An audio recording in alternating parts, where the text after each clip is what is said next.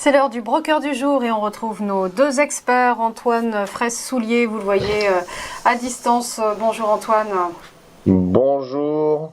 Ainsi que David Derry à mes côtés. Bonjour. Vous êtes tous les deux analystes marché chez eToro et on va commencer par vous Antoine avec les market movers en Europe et évoquer le CAC 40. Alors décidément que de nervosité sur les marchés, plus forte baisse hebdomadaire pour la cote parisienne depuis le début de la guerre en Ukraine.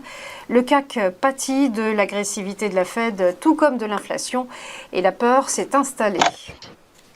Oui, en effet. Alors, c'est vrai que le CAC 40 là, a signé sa pire semaine depuis début mars, une baisse de 4,3%. Hier, on a eu une nouvelle baisse de 2,8%, donc on baisse de quasiment 8% en l'espace de 6 séances. Malgré un début de semaine la semaine dernière qui était plutôt correct, des bonnes nouvelles en provenance de la Chine, mais bien évidemment, on a eu d'une part la Banque mondiale ainsi que l'OCDE qui ont revu à la baisse leurs perspectives de croissance et à la hausse leurs perspectives d'inflation. La BCE, jeudi dernier, qui a donc annoncé, comme anticipé, la fin de l'argent facile avec une remontée des taux qui va intervenir lors de sa prochaine réunion en juillet. Et puis, point d'orgue de la semaine dernière, eh bien, ça a été l'inflation aux États-Unis qui est ressortie donc au plus haut depuis décembre 1981 à 8,6%, alors qu'on anticipait plutôt un recul par rapport au mois précédent à 8,2. Donc dans ces conditions, eh bien voilà, on a des marchés qui dévissent, un CAC 40 donc comme je le disais, qui perd 8% en 6 séances. Et donc aujourd'hui, on voit qu'on teste les 6000 points. C'est vrai qu'on est sur le niveau de support. On avait identifié un niveau de support à 6050 points. Donc là, on est en train de le tester. On est en train même de le casser, hein, on peut le dire, puisque on va avoir ensuite le seuil psychologique des 6000 points. Mais effectivement, il semblerait que le CAC 40 prenne la direction de ses plus bas annuels qui se situe à 5760 points. Donc on a quand même encore potentiellement une baisse de 250 points sur le CAC 40. Effectivement, ce CAC, à la minute où on se parle, il décroît de 0,27% à 6005 petits points. Antoine, on va parler d'une valeur en souffrance. Atos, le groupe technologique français, c'était la plus forte baisse du SBF 120 hier avec un plongeon de 10% et moins 28%, on le disait, de perdu en 5 séances. Des divergences stratégiques sont apparues entre le nouveau directeur général et le conseil d'administration. Oui, effectivement, Atos, la semaine dernière, a perdu 18%. Ce matin, on voit qu'on repère 18% juste sur la séance, alors qu'il y a eu des annonces qui ont été faites ce matin, justement, où Atos compte scinder deux activités, deux sociétés distinctes. Donc, d'une part, il y aurait Atos qui va regrouper les activités historiques de gestion d'infrastructures, de centres de data, et puis, de l'autre côté, une nouvelle structure qui va s'appeler Eviden. Donc Eviden qui va être lié à la transformation numérique ainsi que celle du big data et sécurité. Et donc la création de cette nouvelle structure devrait intervenir au second semestre 2023 avec une introduction en bourse probablement aussi à cette période.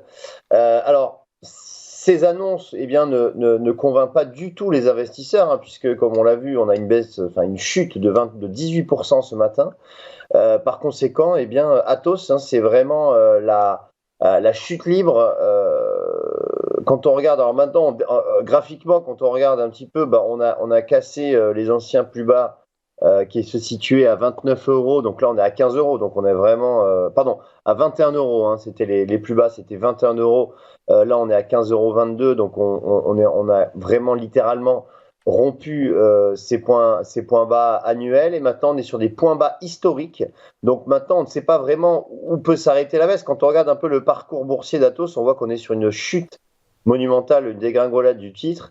Maintenant, on ne sait pas jusqu'où cette chute peut s'arrêter. Toujours est-il qu'on est vraiment sur la plus forte baisse du SBF 120, sans nul doute sur Atos. On va parler de DBV Technologies et une valeur qui, au contraire d'Atos, flambe. Le titre flambe de 65% en bourse après l'annonce de bons résultats pour son médicament phare, le Viaskin Peanut, chez les 1 à 3 ans. Oui, effectivement. Alors, on va finir par plutôt une bonne nouvelle dans ce marasme un petit peu boursier. DBV, c'est vrai que lorsqu'une biotech en fait toute nouvelle avancée dans ses développements, ça s'accompagne systématiquement d'une flambée en bourse. et c'est le cas pour DBV Technologies, alors qui met en œuvre en fait son médicament phare, le Viaskin Peanut. C'est un patch de désensibilisation à l'allergie pour l'allergie contre l'arachide. Et effectivement, l'allergie contre l'arachide, c'est en général entre 1 et 3 ans qu'elle est détectée.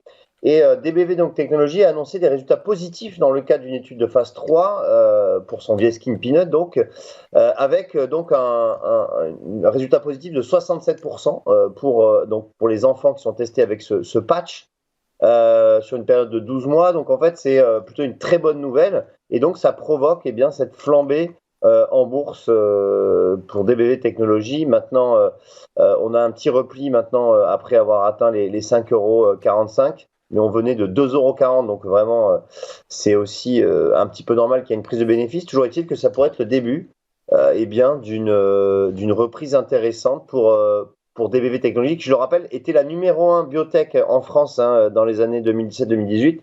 Mais on voit qu'on a eu une chute aussi très importante de DBV, mais un rebond quand même sur ce support majeur.